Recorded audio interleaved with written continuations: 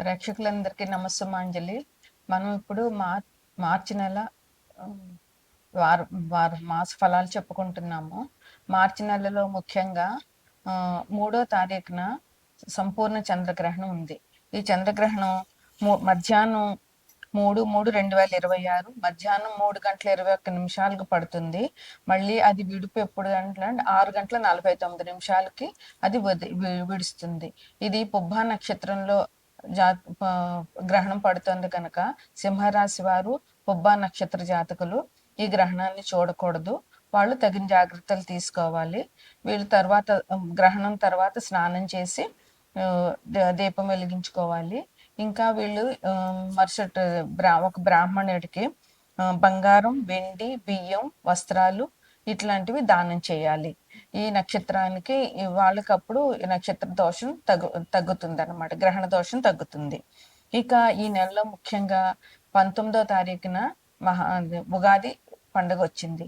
19వ తారీఖు ఉదయం 6:51 వరకు కూడా అమావాస్య ఉంది. 6:51 తర్వాత శ్రీ పరాభవ నామ సంవత్సర చైత్ర శుద్ధ పాడ్యమి మొదలవుతుంది.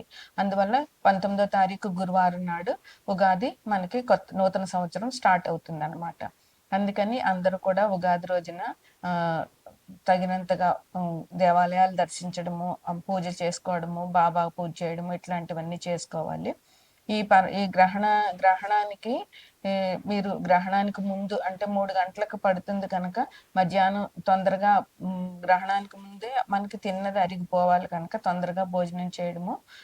తర్వాత గ్రహణం ఒకవేళ ఏదైనా మంత్ర జపం చేసుకోవాలనుకున్న వాళ్ళు పట్టు స్నానం, విడుపు స్నానం అని చేస్తారు. అంటే 3:21 స్నానం చేసి కూర్చుని మంత్రాలు వాళ్ళకి వచ్చిన మంత్రం ఏదైనా ఉంటే అవన్నీ చదువుకోవడము, మళ్ళీ గ్రహణం అయిపోయినాక స్నానం చేయడము చేస్తే ఈ గ్రహణ సమయంలో మనం చేసే ఆరాధన చాలా బలీయమైంది. చాలా ఉత్తప్పుడు చేసిన దానికంటే ఇలాంటప్పుడు చేసింది 1000 రెట్లు ఫలం మనకి వస్తుంది అనమాట. ఏ మంత్ర జపం అయినా బాగా సిద్ధిస్తుంది. ఇది ఈ తప్పకుండా చేయవలసినటువంటి మార్చి నెలలో మనకు ముఖ్యమైనటువంటి విషయాలు. తులారాశికి అధిపతి శుక్రుడు. తులలో చిత్త 3, 4 పాదాలు, హస్త, స్వాతి 4 పాదాలు, తర్వాత విశాఖ 1, 2, 3 పాదాలు ఉంటాయి. తులారాశికి అధిపతి శుక్రుడు. తులారాశిని లగ్నంగా చేసుకుంటే గ్రహాల సంచారం ఎలా ఉంది అంటే 4వ ఇంట్లో, 5వ ఇంట్లో రాహువు, కుజుడు, కేతువు, బుధుడు, శుక్రుడు 5 గ్రహాలు ఉన్నాయి. 6వ ఇంట్లో శని ఉన్నారు. 9వ ఇంట్లోనేమో గురువు ఉన్నారు. కేతువేమో సింహంలో ఉన్నారు. అందువల్ల వీళ్ళకి శని 6వ ఇంట్లో ఉండడం వల్ల మంచిగానే ఉంటుంది. వీళ్ళకి తులారాశి వారికి కంపారిటివ్గా చూసుకుంటే బాగానే ఉండదు. బంధుమిత్రులు కలుస్తారు, వాళ్ళతో విందులు వినోదాలు చేసుకుంటారు, చాలా ఉల్లాసంగా ఉత్సాహంగా ఉంటారు. ధనం వ్యయం అవుతుంది, శుభకార్యాలు చేస్తారు. ఇంకేంటంటే విందులు వినోదాలు చేస్తారు. కొద్దిగా స్వల్పంగా అనారోగ్యం ఉంటుంది, కానీ అది పెద్దగా బాధించేటటువంటిది కాదు. ఇంకా అకారణంగా కలహాలు వచ్చే అవకాశం ఉంటుంది. ఇంకా అపనిందలు, మీరు చేయని పని కూడా మీ మీద నిందలు వచ్చేటటువంటి అవకాశం ఉంది. అలాగే అనుకోకుండా గొడవలు అకస్మాత్తుగా వచ్చేస్తుంటాయి అన్నమాట. అవన్నీ చూసుకోవాలి. మీకు కొత్త పరిచయాలు ఏర్పడతాయి. ఆ కొత్త పరిచయాల వల్ల మీకు మంచి ఉత్సాహం వస్తుంది. వాళ్ళకి కూడా మీ పరిచయం ఆనందాన్ని ఇస్తుంది. వాళ్ళ పరిచయం వల్ల మీరు కొత్త విషయాలు నేర్చుకోవడము, మీకు సంఘంలో గౌరవ ప్రతిష్టలు పెరగడము ఇదంతా జరుగుతుంది అనమాట. శని 6వ ఇంట్లో ఉండటం వల్ల మీకు మంచి జరుగుతుంది. ఆయన శని అక్కడ ఉండి మీకు బలాన్ని చేకూరుస్తున్నాడు అనమాట. అది మీ కెరీర్లో అంటే మీరు వృత్తి వ్యాపారాల్లో మంచి అభివృద్ధిలోకి వచ్చే అవకాశం శని వల్ల ఉన్నది. అందువల్ల ఏ వృత్తి చేసే వాళ్ళైనా కూడా మీకు మంచి జరిగే అవకాశం ఈ నెలలో ఉంది. ఇంక వ్యాపారం చేసుకునే వాళ్ళకి వ్యాపారంలో మంచి లాభాలు వస్తాయి. అట్లాగే ఉద్యోగస్తులకి చాలా మంచి అవకాశాలు ఉన్నాయి. శని ఉద్యోగాలను కూడా ఇస్తాడు. అందువల్ల మీరు ఉద్యోగస్తులు కొత్తగా ఉద్యోగానికి అప్లై చేసుకుంటున్న వాళ్ళు, గవర్నమెంట్ ఉద్యోగాలకు టెస్టులు రాస్తున్న వాళ్ళకి కూడా మంచి అవకాశం ఉంది. మీ కెరీర్ బాగు చేస్తాడు. మీకు కీర్తి ప్రతిష్టలు కూడా తీసుకొచ్చే అవకాశం ఈ మాసంలో ఉందన్నమాట. ఇంక మీ శత్రువులు అందరూ కూడా మీకు వాళ్ళు ఓటమిని చూస్తారు. మీ వల్ల శత్రువులు కూడా ఓడిపోతారనమాట. ఇక మీకు 5వ ఇంట్లో రాహు ఉన్నారు. రాహు కోసం మీరు అమ్మవారిని రాహుకాలంలో దీపం పెట్టడము, అమ్మవారిని పూజ చేయడము, దుర్గాదేవిని పూజ చేయడము చేయాలి.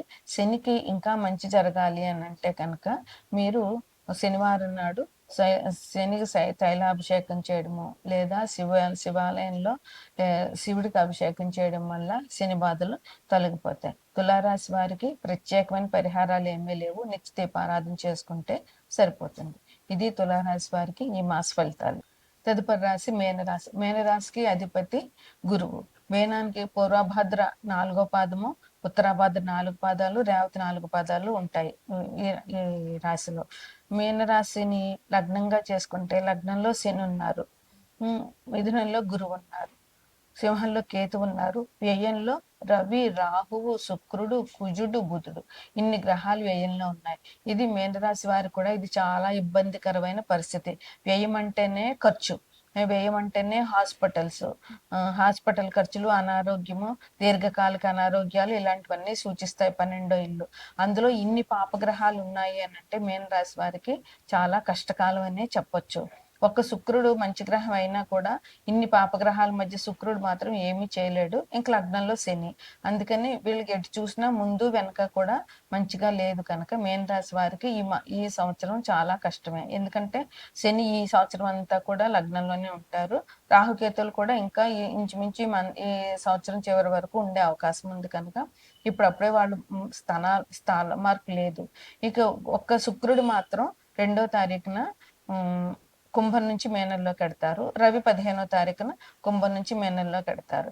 ఎప్పటికీ రాహువు, బుధుడు కూడా ఎన్నాళ్ళు ఉండడు. రాహు మాత్రం వ్యయంలోనే ఉంటాడు కనుక ఆ ఇబ్బంది, రాహు వల్ల వచ్చేటటువంటి వ్యయాలు, ఖర్చులు, మోసాలు ఇవన్నీ కూడా భరించగలిగే శక్తి మీనరాశి వారు అలవాటు చేసుకోవాలన్నమాట. అట్లాగే అకారణంగా మీరు ఏం మాట మాట్లాడినా గొడవకి వెళ్ళిపోతూ ఉంటుంది. అలాగే స్థల మార్పులు, ఉన్న ఇల్లు మారడం, ఉన్న ఉద్యోగం మారడం ఇట్లాంటివి జరిగే అవకాశాలు చాలా ఉన్నాయి. అందువల్ల జాగ్రత్తగా ఉండండి. విదేశాలకి, దూర ప్రాంతాలకి విదేశాలకు వెళ్ళే వాళ్ళకి బాగుంటుంది. రాహు వాళ్ళకి అనుకూలంగా ఉంటాడు. అందువల్ల విదేశాలు వెళ్ళే వాళ్ళకి మాత్రం ఈ నెల చాలా బాగుంది. అటువంటి ప్రయత్నాలు చేసుకోవచ్చు.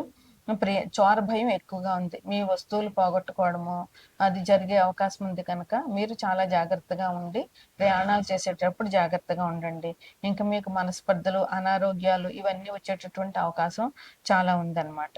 ఇప్పుడు శని మీకు మధ్యలో ఉన్నాడు. ఎందుకంటే కుంభంలో శని ఉన్నా, మేషంలో శని ఉన్నా మేనం వాళ్ళకి తప్పకుండా ఉంటుంది ఇప్పుడు అందులో మధ్యస్థంగా ఉన్నాడు. ఇంకా మీకు శని మీనం నుంచి మేషంకి వెళ్ళినా కూడా మీకు శని బాధ ఉంటుంది.